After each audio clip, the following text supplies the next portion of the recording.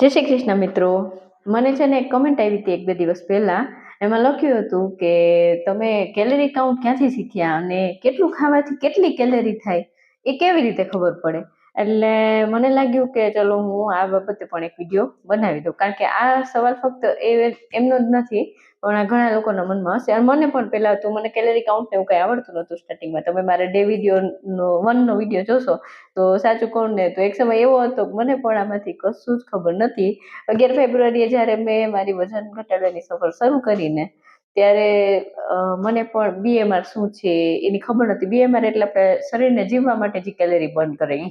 તો પ્રોટીન કેટલું જોઈએ એની ખબર નથી, અને કેલરી કાઉન્ટ તો બહુ દૂરની વાત એમ.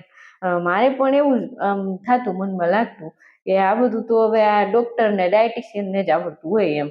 હવે આપણને તો હવે સાધારણ આપણે ગૃહિણી આપણને શું ખબર પડે. પણ ધીમે ધીમે જેમ હું આમાં થોડું ઊંડી ઉતરી ને તો મને સમજાયું કે આ કોઈ બહુ મુશ્કેલ વસ્તુ નથી એમ. હવે આપણા જેવી સામાન્ય ગૃહિણી પણ શીખી શકે, અને જો હું શીખીને તો તમે તો શીખી જ શકો એમ. એટલે જેમ આપણે રસોઈ શીખી હતી કે શરૂઆતમાં તો આપણે દાળમાં મીઠું ક્યારેક વધારે પડી જતું, કે પછી આપણે રોટલી વણતા તો પેલા ગોળ ગોળ ના વણાતી, નકશા જેવી થતી, બરોબર.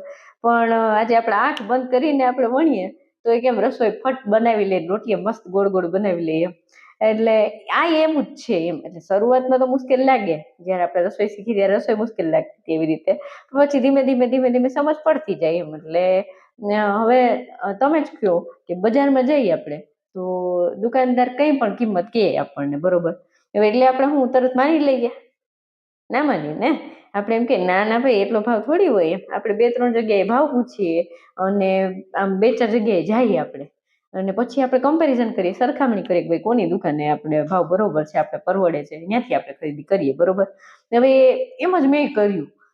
મને જે સમજાતું નહોતું ને તો મેં છે ને ગૂગલ ઉપર વાંચ્યું કે ભાઈ આ કેટલી કેલરી થાય, હું આ તે.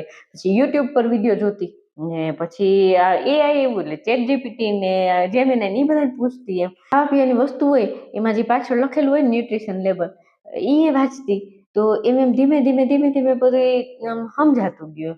અને હવે છે ને ઘણા લોકોને મનમાં એવો સવાલ થાય કે કેલરી ગણવી કેવી રીતે. તો હવે આ છે ને બહુ સરળ વસ્તુ છે, એકદમ સિમ્પલ રીતે હું તમને કહું ને તો જો માની લ્યો કે એક રોટલી આપણે ખાધી, બરોબર છે. હવે એમાંથી લગભગ આપણને 100 જેટલી કેલરી હોય, બરોબર. તો હવે જો 2 રોટલી ખાઈએ તો ઓબ્વિયસલી આપણે 200 જેટલી જ કેલરી થઈ ને લગભગ એમ. તો આવું જ છે ને દરેક વસ્તુનું હોય એમ.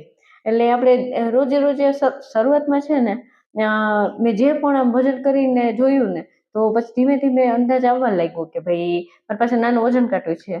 તો ધીમે ધીમે અંદાજ આવવા માંડ્યો કે હું રોજ જો આ બધી ત્રાજવામાં મૂકતી નથી હવે તો, કારણ કે પ્રેક્ટિકલી હવે આ ના સારું લાગે, મતલબ કારણ કે હવે થોડોક અનુભવી થઈ ગયો ને. એક વાત હું ખાસ સમજાવી દઉં કે આપણે ફક્ત કેલરી જોવાથી કામ નથી ચાલતું. હવે ફરી એક ઉદાહરણ આપું ને તો ધારો કે તમારા હાથમાં 2 વસ્તુઓ છે, બરોબર છે.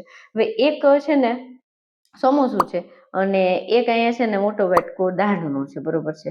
તો હવે બંનેની કેલરી સરખી જ થાય. મોટો વાટકો દાળનો લ્યો ને આ બાજુ સમોસું લ્યો તો બેની કેલરી સરખી, બરોબર. તો શું બંને શરીરમાં એક સરખો જ ફાયદો કરશે? નહીં કરે ને. તો હવે દાળમાં પ્રોટીન છે, ફાઈબર છે, આમાં ઘણું બધા પોષક તત્વો છે જે આપણા શરીર માટે સારા છે. સમોસામાં તેલ વધારે છે, મેંદો છે, બરોબર. એટલે હવે આપણે ફક્ત કેલરી નહીં, કેલરી તો બેની હરખી, પણ એ નહીં જોવાનું, ખોરાકની ગુણવત્તા છે ને એ પહેલી તો મહત્વની વસ્તુ છે. એટલે સૌથી મહત્વની વાત તો એ છે કે કેલરી કાઉન્ટનો અર્થ છે ને આખી જિંદગી આ મોબાઈલ લઈને ફરવાનું જોતું રહેવાનું નથી કે ભાઈ હવે આવાથી કેટલી કેલરી હું આ તેમ. થોડા દિવસ માટે સમજવા માટે બરોબર છે, પણ પછી આપણે પોતાને જ અંદાજ આવવા મળશે. જેમ કે આપણે ગેસ પર રોટલી શેકીએ, બરોબર. તો હવે આપણે ઘડિયાળના કાંટામાં તો નથી જોતા કે હાલો આટલી સેકન્ડ થઈ ગઈ તો હું રોટલી ફેરવી નાખું. આપણે એની આમ ડાયટ જોઈને અંદાજ આવી કે ફેરવીને કે આપણે નજરથી જ આપણને ખબર પડી જાય એમ. એટલે એમ જ આ બધું ખાવાની વસ્તુનું છે એમ. અને એક હું મારા દિલથી વાત કહું ને તો હું આજે જે કંઈ આમ જાણું છું, જે કંઈ હું શીખી છું, હજી શીખું જ છું, હજી મને આવડ્યું નથી એટલું બધું. ને એ બધું છે ને મને એમ એક દિવસમાં નથી આવડ્યું. આજે મારે આટલા મહિના થયા ને તો હું રોજ થોડું શીખતી ગઈ. એટલે મને થોડું હવે સમજમાં આવવા માંડ્યું. હજી પૂરેપૂરું તો મને હજી નથી આવડતું. એટલે જો તમને પણ એવું લાગે ને કે મારાથી નહીં થાય તો એવું બિલકુલ ન વિચારતા મારી સખીઓ બધી તમને કહી દઉં કે ધીમે ધીમે ધીમે ધીમે છે ને બધું આવડી જાય. મને આવડ્યું ને તો તમને પણ આવી જ જાય એમ. એટલે બસ શરૂઆત કરવાની હિંમત હોવી જ જોઈએ.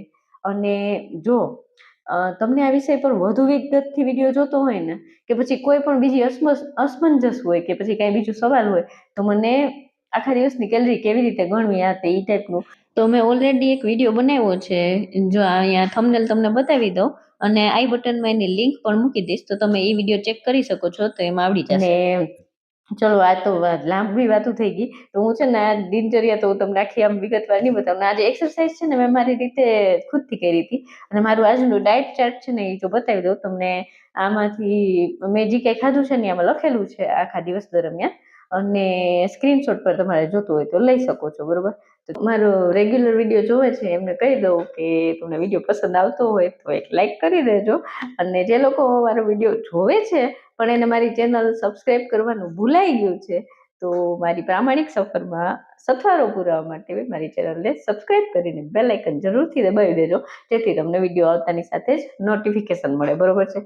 અને હા, જેને ના ખ્યાલ હોય એને હું જણાવી દઉં કે મારી આ સફર છે ને એ 100% પ્રામાણિક અને પૂરી પારદર્શક છે. મેં કંઈ પણ વસ્તુ છુપાવી નથી ને હું જે કંઈ ખાઉં પીવું જે કંઈ મારું ડે રૂટીન રહે છે એ એકો એક વિડીયોમાં મેં પૂરું આમ દિલ ખોલીને જે છે ને રજે રજ બતાવ્યું છે. બરોબર છે. એટલે જો તમને વિશ્વાસ ના હોય તો મારા વિડીયો જોઈ શકો છો અને પછી જ સબસ્ક્રાઈબ કરજો. ત્યાં સુધી ન કરો તો ચાલશે. બરોબર છે. ચલો હવે રેડ ક્રોસ માર્ક કરી લઈએ.